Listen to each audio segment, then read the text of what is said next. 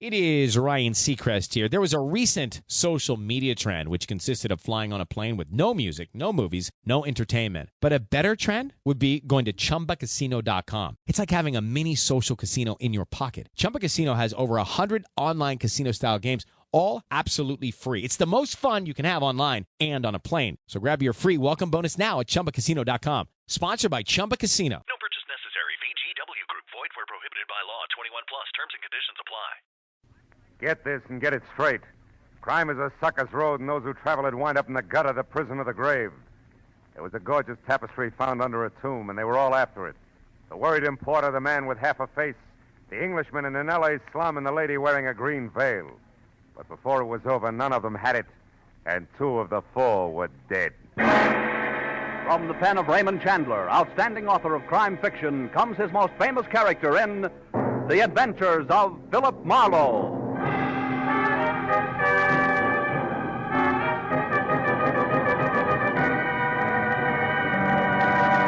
Now, with Gerald Moore, starred as Philip Marlowe, we bring you tonight's transcribed story, The Baton Sinister.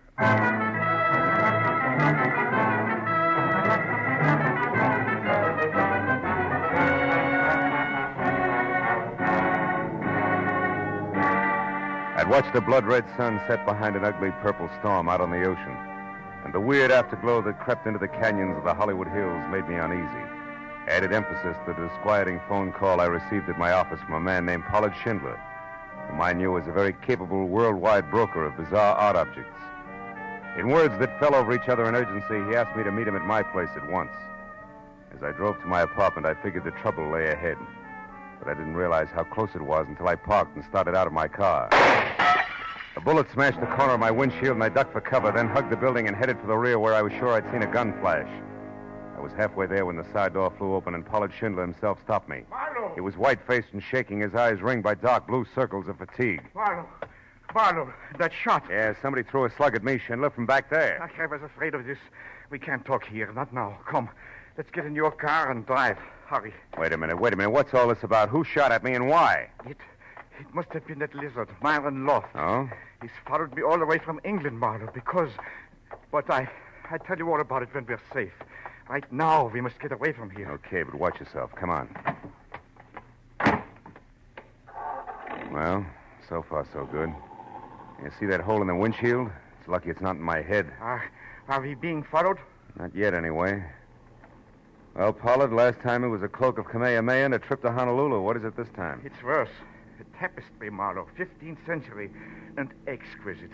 Worth 20,000 as a museum piece alone. Hey, that's a lot of money for a chunk of cloth. Bah, it's nothing. I'm getting better than 80,000 for it from a man named Arthur Merritt in Seattle. 80 grand. Yes, correct. You see, this Merritt claims to be a direct descendant from Edward, 2nd Duke of York, who fell at Agincourt. Really? Yeah. He spent a fortune tracing his genealogy and collecting family treasures, and regards this tapestry as his greatest prize. Oh, it's a gorgeous thing, Marlowe.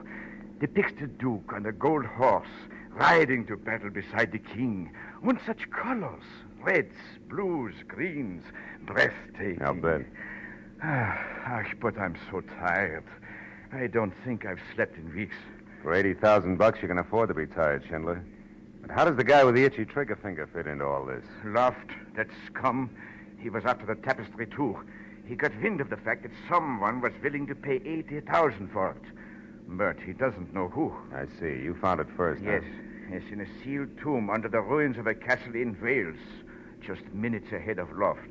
Where's the tapestry now? At this moment, it's in a cheap suitcase checked in a public locker at the Kavenga Boulevard bus depot. Mm-hmm. Now, I want you to pick it up and get it safely to Arthur Merritt. Here's the locker key, a ticket on a plane leaving in 3 hours, and your money. 5 $100 bills. Enough? Enough. Where'll I find Arthur Merritt? 76 West Street, Seattle. He'll be expecting you. And Marlowe, I feel better if you get the tapestry soon and keep it with you until plane time. You're really afraid of this guy, Loft, aren't you? He'll stop at nothing. I warn you. Now, I'll get off here at the corner, Marlowe. All right. Incidentally, when you get the tapestry, don't go back to your apartment. Loft may be waiting there. Yeah, I'm at the Hollywood Crest Hotel. Hollywood Crest, huh? Yeah, call me when the job is done. Goodbye, Marlowe, and good luck. You'll need it.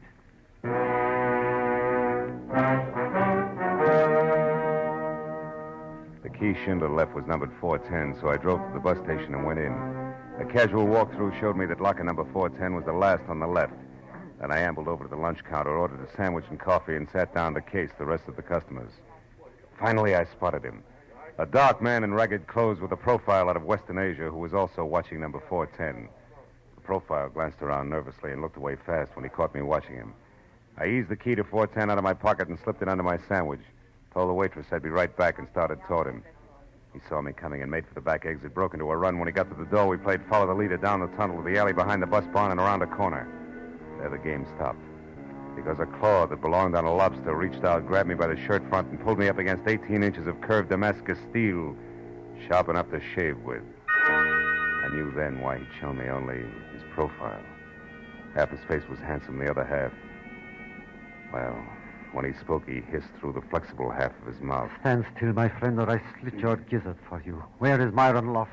I don't know. I never met the man. Up close, that is. Liar, you are working for him. Keep using that knife of punctuation, pal, and I'll admit anything. I followed the fat German. I watched him put the tapestry in one of those lockers inside. Therefore, I knew that Loft or his hireling wouldn't be far behind. You mean me? You're off base. What's Myron Loft to you? What indeed? Only I know the true value of that tapestry. For it was I who paid for it, with half my face and half my mind. But before I'm through, Loft will know, too. Where is he? I don't know, but I wish I were with him. Shall I kill you for being stupid? Go to Loft and tell him that Akkar is not dead, but has come back to teach him the price of treachery. This'll surprise him, no doubt, huh? He murdered me, so I would not talk. He left me for dead. Sent me hurtling, unconscious off a bridge in a truck of blazing oil. It made me like this. Claw for a hand, a face to frighten demons. But it did not kill me. Nice guy, Loft. And the tapestry itself. Tell him it will bring him nothing but despair. For I have put a curse of worthlessness on it that... A car! There, from the alley. The shot. Did you see who it was, Akkar? No, but I didn't have to see it to know. He thinks he has finished it now. But he is wrong. Look for the Baton Sinister. What? Look for what, Akkar? In the Duke's shield, the Baton Sinister. Akkar.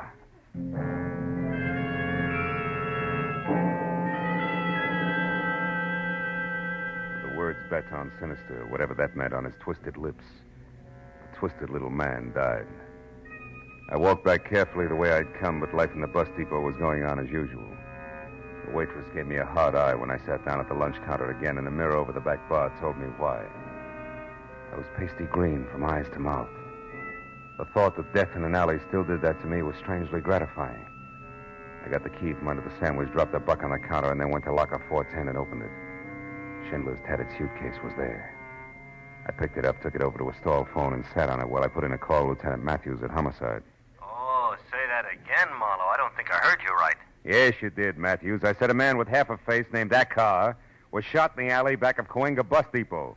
Probably because he knew too much about a tapestry. Yeah, that's what you said the first time.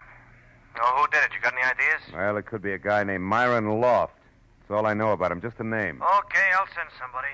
Stick around, will you, Phil? Hey, Lieutenant. Yeah. You happen to know what a Baton Sinister is? Spell that for me, will you, Phil?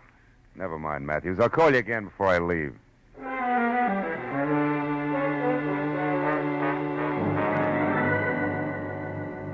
When I left the bus depot, I drove to my office, took the suitcase upstairs, and after I locked myself in, I opened it under the lamp on my desk.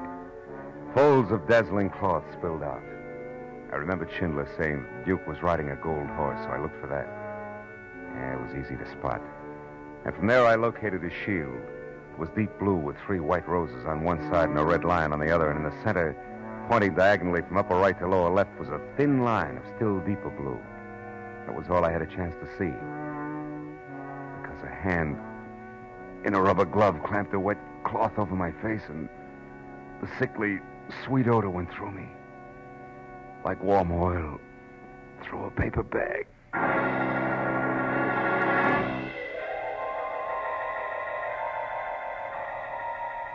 100 years later, I had a strange dream. I saw a pair of high-heeled green suede shoes, and then a woman in a green veil looking at an empty suitcase. It must have been a dream. Because I couldn't move and my eyelids were lead.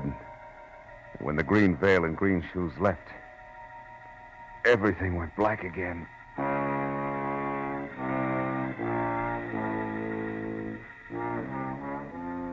Next time it was no dream. I was face down on my office carpet alone and very sick to my stomach. I'd been chloroformed. I crawled over to the desk and pulled myself up. The suitcase was open and empty. Somehow I got the phone off the hook, dialed information, and a minute later I had my client on the wire. Marlowe, you sound sick. What is wrong? I am sick. You're going to be too, Schindler. Your tapestry's gone. It was stolen. Gone? Stolen? Yeah. Oh, no, it can't be. You blundering, stupid fool, Marlowe. Why did What did you say? I'm sorry, Phil. Screaming in hysteria won't get it back, will it? No. How did it happen? Well, I brought it up here to my office, but somebody was always in here laying for me. I was chloroformed and out for about half an hour. When I came to, it was gone. Now, listen. You know a man named Akar, horribly scarred from burns? A car? No. Why? Did he get it? Yeah, not the way you think. He was killed at the bus station. What? Killed? Good heavens. Did Loft do it? I don't know. Akar thought so, and I'm getting tired of hearing that name Loft.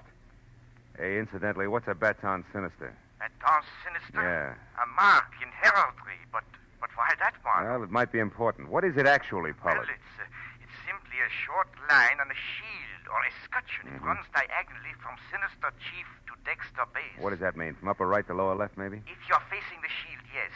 It's the mark of fraudulence. But why? Well, I was told to look for the Baton Sinister by, Hey, wait a minute, Pollard. Huh? What? There's something on the floor here. It looks like an envelope. Yeah. There's nothing in it, but it's addressed to... Holy smoke, this is addressed to Myron Loft, 946 South Grand Avenue, L.A. I knew it. I knew Loft was behind the theft, Marlowe.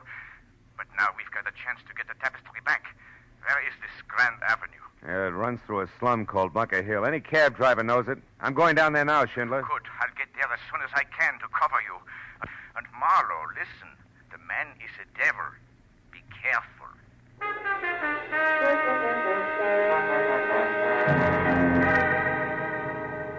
Bunker Hill stuck up above downtown L.A. like a wart on a debutante's hand. The big street that had tunneled under it or bypassed it years ago left it nothing more than a dingy, isolated attic where the city's worn-out cast-offs finally end up to die. And the big hotels that open on the swank street below had all carefully turned their backs on the hill. I parked near Angel's Flight and walked on the odd-number side of the street until I spotted 946, a crumbling, yellow stucco rooming house that clung to the hill face from habit only. And I gave the windows a lot of attention to be sure no one was watching. And I went out to the corner, crossed, and came back. An anemic nightlight was on at the end of the hall. So I pushed my way through the smells toward a door with a grimy card that said office. I was about to knock when a voice purred from the landing on the stairs behind me. When you turn round, do it slowly, understand? Perfectly.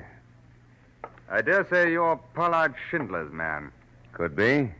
Which makes you Myron Loft, Yes, huh? I've been up on the roof watching you. I expected you'd come before long. I suppose you want the tapestry. Now, how'd you guess that? Then what price has Schindler decided to offer me? Price, you're kidding. Hardly. I don't enjoy humor. Perhaps you don't know much about the tapestry, Not much. I know more than I used to. I had quite a chat with Akar. Akar? That's impossible. My ex-assistant is dead. I know. But he lived long enough to tell me about the Baton Sinister on the Duke's shield. That's a lie, my fine fellow. There's no Baton Sinister on that shield, and there's... Oh, of course. That sly idiot. Akar would try something like a Baton Sinister. But for what purpose, I can't imagine. Just to make sure that you'd pay for his murder. What's that? Must have been a shock to find out he'd survived that burning truck accident you tried. So you finished him tonight with a bullet. Oh, that's strange. How much more do you know along this line? Enough to make bargaining more than worth your while, and I haven't kept it all in my head. I see. Well, my door's a second on the left. Now move along now, quickly. I see no reason to hurry. I do. See what you mean. Although the accent was Oxford, the gestures were strictly Skid Row.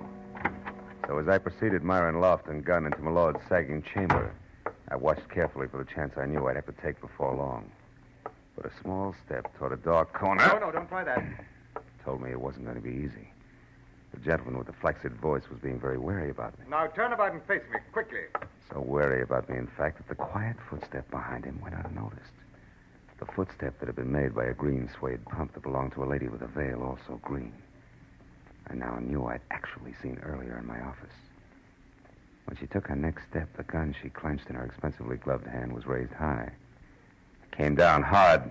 Step into the world of power, loyalty, and luck. I'm gonna make him an offer he can't refuse. With family, cannolis, and spins mean everything. Now, you wanna get mixed up in the family business. Introducing The Godfather at ChumbaCasino.com. Test your luck in the shadowy world of The Godfather slot. Someday, I will call upon you to do a service for me. Play The Godfather now at ChumbaCasino.com. Welcome to the family. No purchase necessary. VGW Group. Void where prohibited by law. 21 plus. Terms and conditions apply.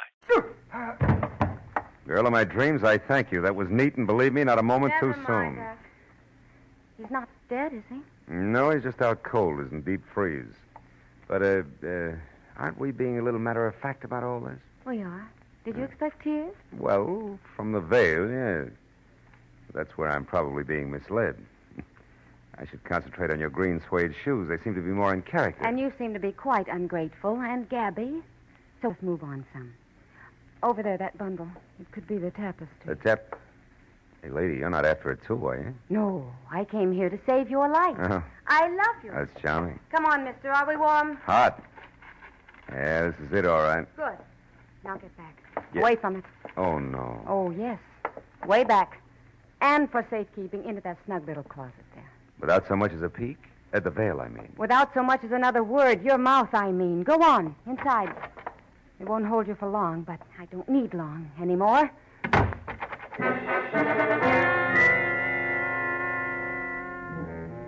She was so right. Didn't hold me for long.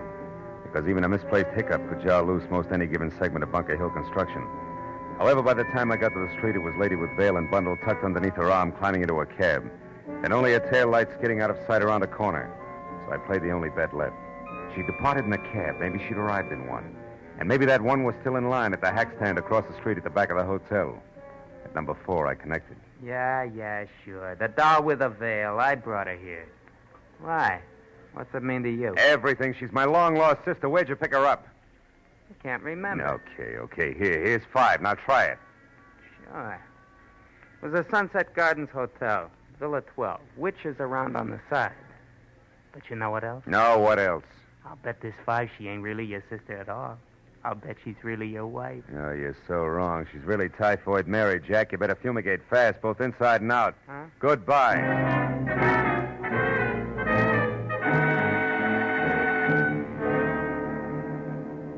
I was 30 anxious minutes weaving my way through the thick westbound traffic that any snail could have easily outsprinted before I was finally parked away from Villa 12.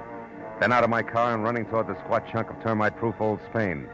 But I hoped that again meet up with both the lady who wore a mosquito net for a hat and my client's hard-come-by drapery. But the bungalow in front of me said no such luck, because it was dark, closed tight, and as quiet as snow falling all the way around. Until I was in the back, where each villa had its own junior picnic grounds, complete with barbecue pit. Then from somewhere behind me, I heard it. First the rattle of paper, then a few footsteps, high heels, that I knew could be the green suede ones on flagstone. After that, over near the pit, liquid poured on wood, and then sudden flame. It was the lady whose shoes I knew all right, but this time no veil. Only a face that might have been pretty if it weren't for the prancing shadows the flames threw over an expression that was a little more than determination, a little less than psycho. I moved close to her quietly. And when she had the tapestry unwrapped and was ready to make a little offering to the fire gods, I took my cue. Marshmallows would taste better, baby, honest. You? Yeah, little me, and 38, not so little. So stand very still, honey. Priceless heirloom included. Oh, no, I won't. It's going to fire where it belongs. That's a matter of opinion. No, let go my arm, you big hate. Drop it. Let it go, baby. Better we dirty it than singe it. Come on, let go. There, that's better. Now, come on, Firebug. Who are you? Who? Naomi Marchant. Got it out. Okay. Now, tell me where you fit in the tapestry, or do we shake some more? No, thanks. I'll tell you what you want to know. Who are you? Name's Philip Marlowe. Cop? No, a private detective hired to babysit with the tapestry. Let's not change the subject. Okay. Getting there. I'm Arthur Merritt's niece, Anne Solaire. The guy in Seattle who's waiting for me to deliver this item is your uncle? Uh-huh, my uncle, the jerk. Now, wait a minute. Let me get this straight. You steal the tapestry, risk your life, play with guns, and with people who only play for keeps. Also, you can get a chance to burn $80,000 worth of fancy needlework. Listen, my uncle has been throwing away his money on antiques, and all he's got left of $500,000 is $100,000. I don't want 4/5 of that used for this stinking substitute for wallpaper. Anything else? Yeah. How long you been working on this project, this Operation Arson? A week. Came down from Seattle when I learned that the man my uncle was dealing with was named Pollard Schindler. You can fill it in from there. Now, do you mind if I leave? I'm looking forward to bed and a good cry. $80,000 worth. Do I go? Yeah, on one condition. Your gun, baby. It stays.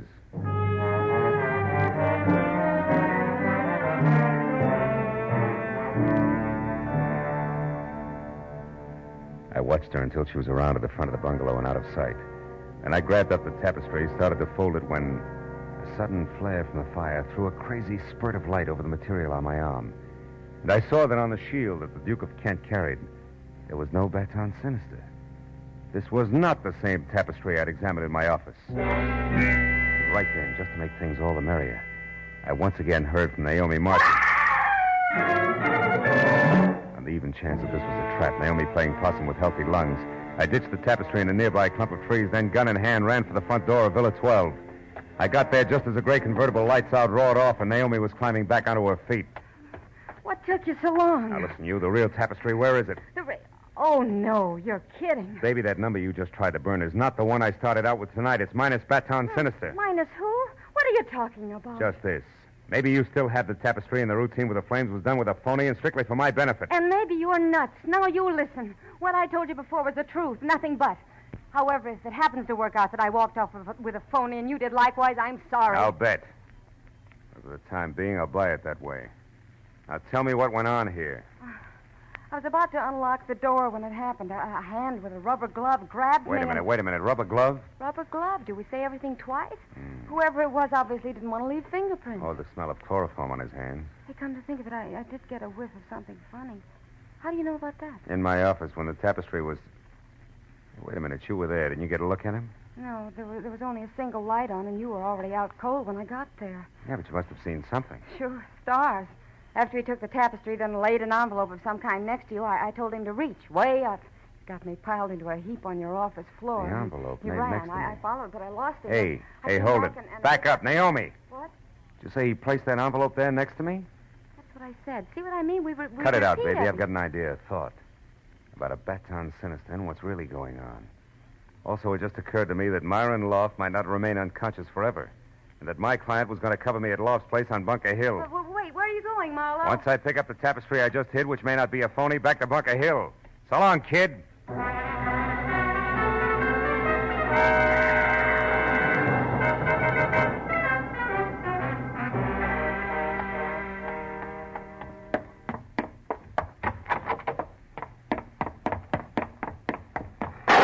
No.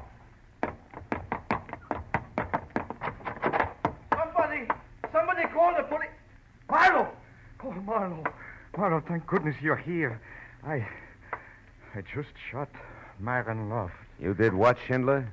Yes. Gott in Himmel. Dead Marlowe. Hey, for the love of Pete, what's going on in this joint? Nothing you can help, sweetheart. Oh, okay, Bright Eyes, but try to hold us down, will you? It was terrible, Marlowe. I came to this place after I didn't hear from you and found out which room Loft had. When I went in, he was on the floor, unconscious. So I started to look around for the tapestry. In the meantime, Loft came to, got hold of a gun and rushed you. Is that it? Yes. We struggled, and then the gun went off. Oh, Marlowe, what should we do now? Call the police? Yeah, I'll take care of it. You go back into the room there and don't touch anything and see that nobody else does. All right, Marlowe. But you have the tapestry? Yeah, I got it, Schindler. Safe and sound. Your worries are over.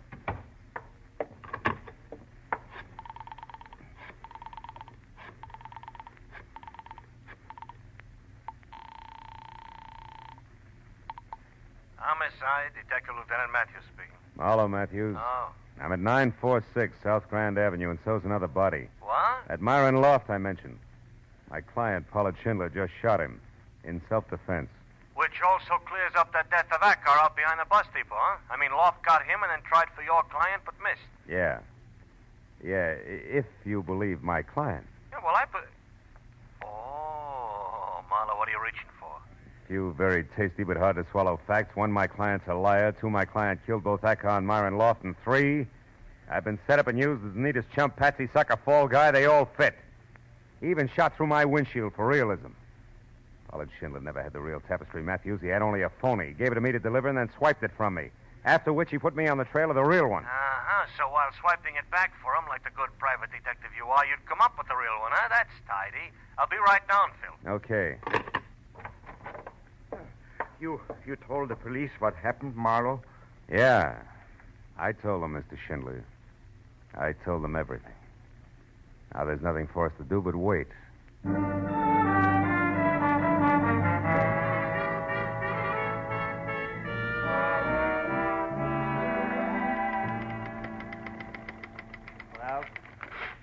that does it, Lieutenant. 7 full pages of confession from Mr. Pollard Schindler, a very crafty bird. Yeah, thanks, Mooney.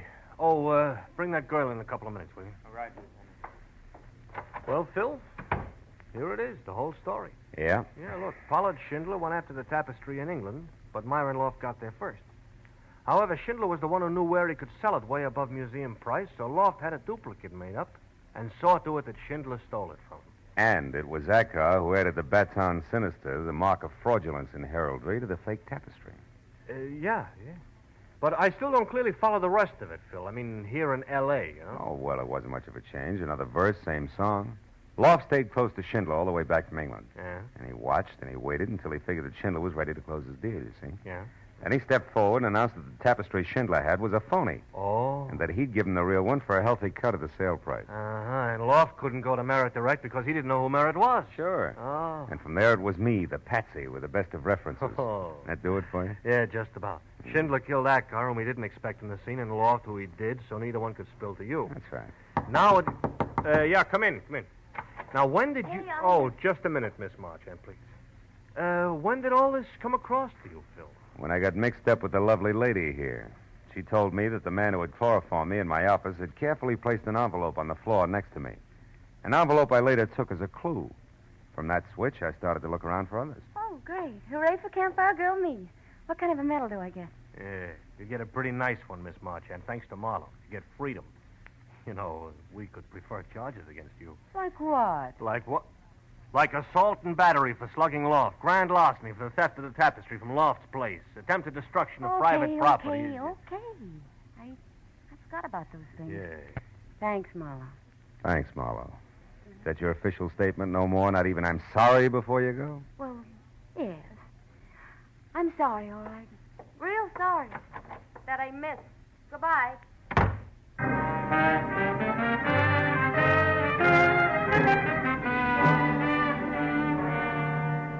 It was another hour, and my signature was on another dozen official papers before I was free to leave Matthews, who kept the real tapestry but gave me the one we got back from Pollard Schindler, the one with the Baton Sinister on it as a souvenir. So by the time I got back to my apartment, it was pushing 4 o'clock in the morning, and I was tired. Tired of a night that had been jammed full of crooked people who had taken crooked paths half across the world, chasing a buck. So tired, in fact, that I didn't notice Naomi Marchand leaning across the door opposite mine until she spoke. Marlowe, we could take that tapestry you have there, even if it's a phony one, and fly to Seattle and sell it to Uncle Arthur before he knows anything about what happened here. Marlowe, we could... Marlowe? No. Marlowe. Go away now. There was only one thing to Marlowe. do. Put both hands firm on her Marlowe. shoulders, spin the girl around, and across my knees. Don't you thank me! Oh, well. I was too tired for even that.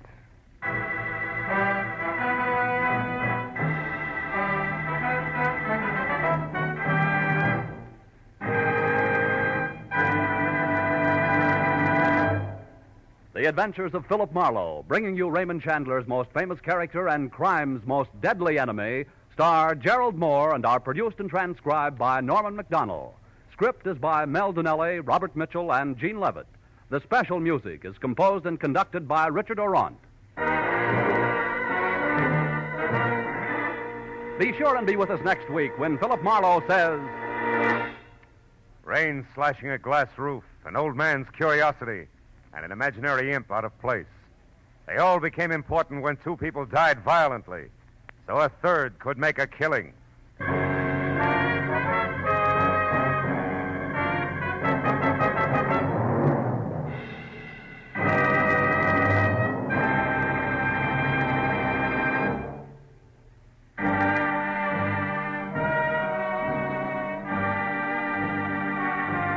Paul Masterson speaking. This is CBS, the Columbia Broadcasting System.